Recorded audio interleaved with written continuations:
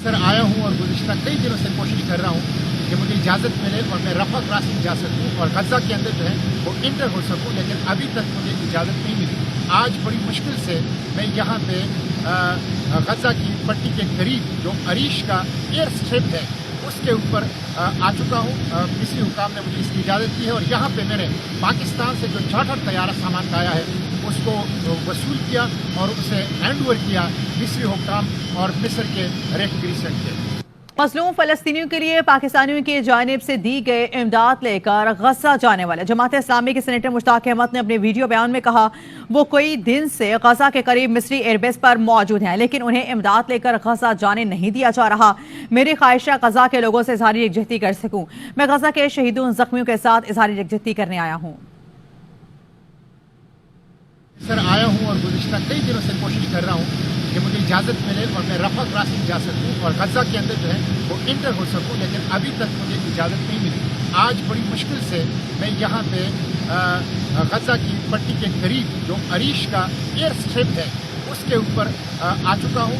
मिस्री हुकाम ने मुझे इसकी इजाज़त दी है और यहाँ पे मैंने पाकिस्तान से जो चार्टर तैयारा सामान लाया है उसको वसूल किया और उसे हैंड ओवर किया मिस्री हुकाम और मिस्र के रेड क्रिसेंट के। फौज ने गजा को 2 हिस्सों में तकसीम कर दिया। सेहूनी फौज ने 30,000 टन बारूद बरसाकर गजा का नक्शा बदल डाला। हॉस्पिटल में बेहोशी की दवा खत्म होने से मरीजों को बेहोश किए बगैर ऑपरेशन किया जा रहा है। फौज ने शुमाली गजा का जुनूब से राब्ता काट दिया। पट्टी को 2 हिस्सों में तकसीम करके जमीनी ऑपरेशन का दूसरा मरहला शुरू कर दिया। इसराइली वार्निंग के बाद गजा वासियों की शुमाल से जुनूब की जानिब नकल मकानी जारी है। बमबारी के खौफ से शहरी सफेद परचम थाम कर सफर कर रहे हैं। सेहूनी फौज ने 1 माह में 30,000 टन बारूद बरसाकर गजा का नक्शा ही बदल डाला। 10,000 इमारतें मुकम्मल तबाह हो गईं, जबकि 70% आबादी बेघर हो गई है।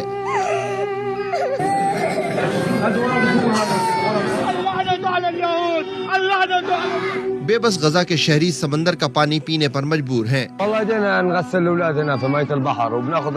हम क्या करें, हमारे पास पानी नहीं है। समुद्री पानी के इस्तेमाल के अलावा कोई रास्ता नहीं। हम इस पानी को उबालते हैं, पानी और नमक को अलग करते हैं, डिस्टिल करके इस्तेमाल करते हैं। गजा के अस्पतालों में बेहोशी की दवा खत्म हो गई। डॉक्टर्स मरीजों को बेहोश किए बगैर ऑपरेशन कर रहे हैं। इसराइली फौज ने अल-रांतीसी अस्पताल खाली करने की धमकी दे दी है। जेर इलाज तकरीबन 100 बच्चों की जिंदगियां दांव पर लग गईं। सहयूनी फौज की बमबारी से अल-शिफा अस्पताल जाने वाली सड़क बंद हो गई। पनाहगुज़ीनों के अल-मगाजी और अल-शाती कैंपों को फिर निशाना बनाया गया। खान यूनिस में बम बरसाए, रफा भी इसराइली दहशतगर्दी से महफूज न रह सका। मगरबी किनारे में काबिज इसराइली फौज के हमलों में 10 से ज़ायद फलस्तीनी शहीद हुए।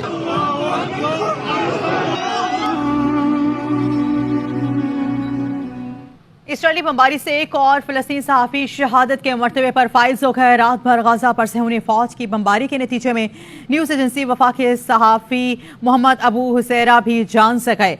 इसराइली हमले में उनके बेटियों भाइयों समेत खानदान के 42 अफराद शहीद हो गए। सहाफ़ियों के तंजीम कमेटी तो प्रोटेक्ट जर्नलिस्ट का कहना है कि 1 माह के दौरान गजा में 37 सहाफ़ी इसराइली दहशतगर्दी का निशाना बने, जबकि मुतादिद जख्मी हुए।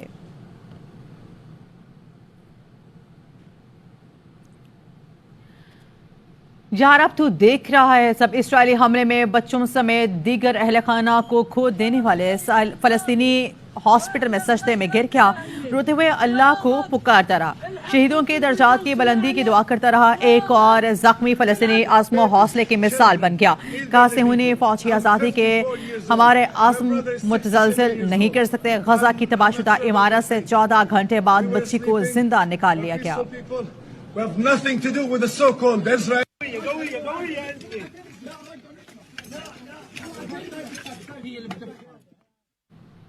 गजा में जख्मियों को हॉस्पिटल आने के लिए घोड़ा गाड़ियां इस्तेमाल होने लगी हैं। घोड़े ना होने के बायस फलस्तीनी नौजवान गाड़ी खींच रहे हैं। अल-शाती कैंप पर हमले के बाद जख्मियों को घोड़ा गाड़ी खींचकर जख्मी हॉस्पिटल लाए गए। इसराइली हमलों और नाकाबंदी की वजह से ईंधन की किल्लत है, एम्बुलेंस इस्तेमाल में नहीं रही।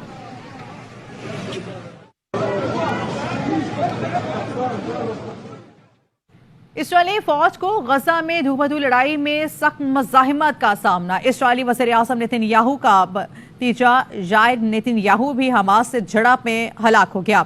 नेतन्याहू का भतीजा इसराइली फौज की स्नाइपर यूनिट का सरबराह था। हमास ने टैंक्स, बख्तरबंद गाड़ियों और दीगर इसराइली मिलिट्री तंसीबात को निशाना बनाने जाने की वीडियो जारी कर दी गई।